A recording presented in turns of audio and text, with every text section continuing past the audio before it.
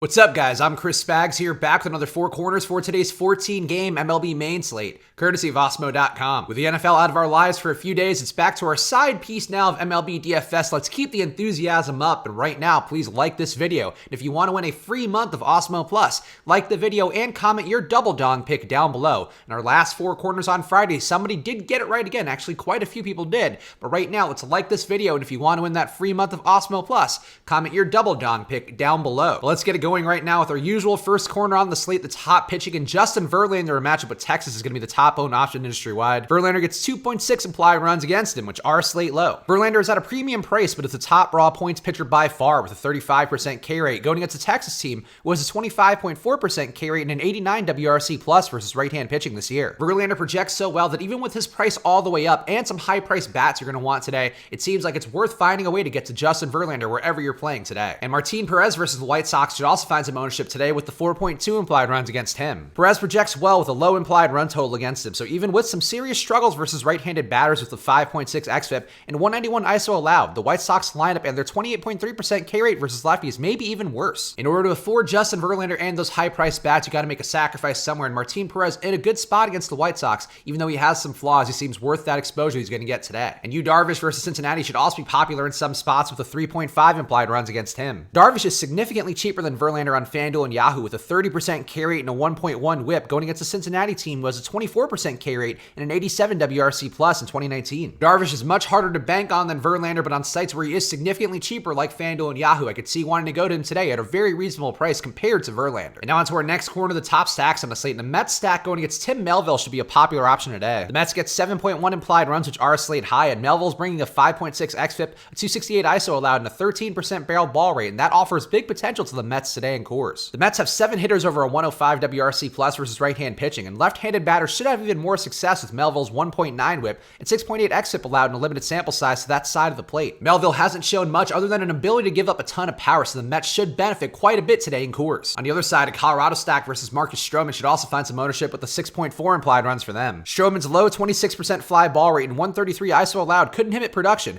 but the high team total seems worth some exposure. To me, the Mets side looks more appealing with Melville worse on paper, but left-handed batters could have success with the higher 1.5 whip and 152 ISO Stroman allows to them. I think Stroman's mostly a pitcher who limits damage well, so I'm not crazy about Colorado, but obviously being in Coors is going to give those bats a bit of a benefit today, even though they are likely to be a bit overowned. And a Minnesota stack versus Ross Detweiler should also find some ownership with a 6.3 implied runs for them. Detweiler's been hit hard with a 258 ISO and a 10.2% barrel ball rate allowed, as well as a bad 16% K rate for him. Minnesota has a monstrous 235 ISO and 126 WRC plus versus left-hand pitching, so on a relatively warm day at their park, there should be some power production versus a weak Detweiler. There's one Minnesota one-off who looks particularly good who I'll talk in a little bit, but overall, Minnesota looks reasonably priced in a spot against Detweiler, a guy who showed nothing at all in the majors. And now into our next corner, the lower-owned options, and a Cleveland stack against Victor Alcantara interests me. Cleveland does not have an implied run total yet from Vegas, but Alcantara is expected to open a Detroit bullpen day with a poor 5.3 xFIP and a 13% K rate overall. Detroit's bullpen also stinks with a 5 xFIP and 3.9% on run rate allowed, so Cleveland could tee off with less ownership due to the early uncertainty about the matchup as well as the Vegas totals. Cleveland is a team I like to stack when they're low owned, so the spot against Alcantara that's not getting a Vegas total yet could drive down ownership enough to be useful today. Mitch Keller versus Seattle also interests me with the 4.1 implied runs against him. Keller has struggled with a 1.9 whip, but his 28% K rate and 3.6 xFIP could bow well versus a low projected Seattle squad. Seattle has a 26% K rate on the year and only one hitter over a 198 ISO in their projected lineup, so Keller could limit power well on a not hot Pittsburgh day. Keller's shown some good strikeout ability on the year, and he seems due for some positive regression, so I'd like to spot for him against a Seattle team who's getting weaker by the day. And an Atlanta stack versus Vince Velasquez looks interesting with the 5.8 implied runs for them. It's 90 degrees today in Atlanta, and Velasquez has allowed an 11% barrel ball rate as well as a 199 ISO. Atlanta's left-handed bat-heavy lineup is an issue for Velasquez's 5.1 xFIP and 242 ISO allowed to that side of the plate,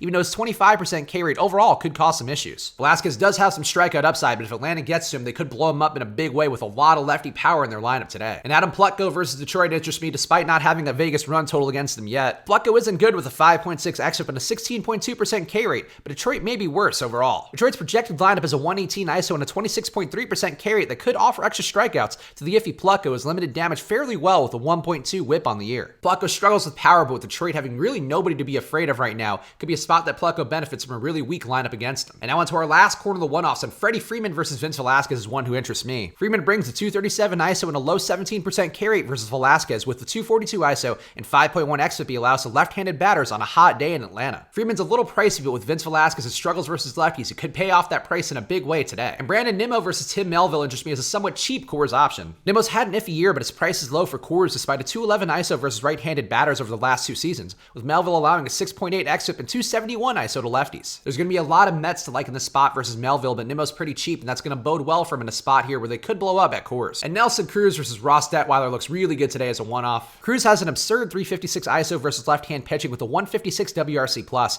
while Detweiler allows a 2-whip, 7.1 xFIP, and 254 ISO to right-handed batters. Nelson Cruz murders lefties, and Detweiler is one of the worst lefties in the league, so the spot's pretty simple here to go to Nelson Cruz today as a one-off or as part of that Minnesota stack. So there you have it. Those are my thoughts on today's slate. So right now, please like this video, and if you want to win a free month of Osmo Plus, both like the video and comment your double dong pick down below. On Friday's video, we had a couple correct guesses of Trevor Story and Coors, not that surprising, and also Chris Davis getting 2 home runs, keeping his hot streak going. And the winner from Friday's video is this guy right here, Mateo Velasquez. Mateo, one of our regulars here in the Four Corners. So Mateo, email me at chris@osmo.com to collect your prize of that free month. For everybody else, if you want to get your own, please like the video and comment your double dong pick down below. If you don't want to wait for the freebies, you can also use this promo code Switch and Hedge for half off your first month of Osmo Plus. We also have a bunch of new weekly packages for as low as $3.95 a week at osmo.com/join. So go head over there right now and see all the packages that are available to you. Go follow me on Twitter and Instagram at Chris Spags, because I'm going to have even more NFL content coming out, as well as the usual MLB Four Corners content on the days where those are happening. So go check me out on Twitter and Instagram at Chris Spags. I'll be back tomorrow with another Four Corners, so thank you guys for watching. Tune in then, and I'll see you guys again soon. Good luck.